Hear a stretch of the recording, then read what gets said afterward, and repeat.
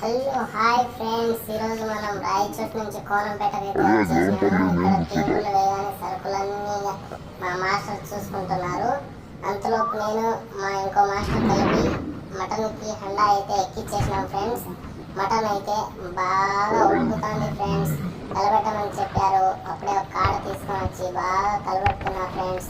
చూడండి ఎంతగా పొగలు వస్తున్నాయో. కట్టెలు మలగట్లేదు, అయినా ఎట్లా కష్టపడి మలిగించినాము. చూడండి ఫ్రెండ్స్, ఎక్కువ మంట కూడా లేదు, కానీ పొగ అయితే వస్తుంది. బాగా బాగా ఉడుకుతుంది ఫ్రెండ్స్.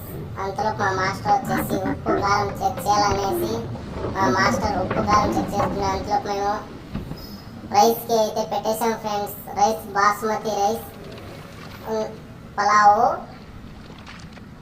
మా మాస్టర్ వచ్చేసి చూడండి ఫ్రెండ్స్, మీరే అదే అట్లయితే బాగుండదు. అంటే కాజు బాదామే తినాలి ఫ్రెండ్స్. ఐటమ్స్ అయితే colour rice, mutton curry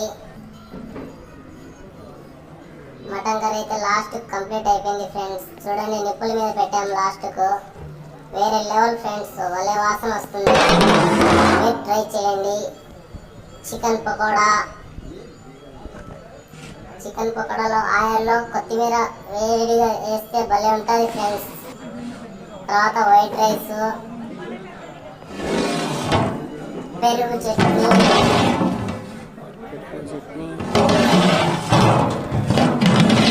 chicken curry,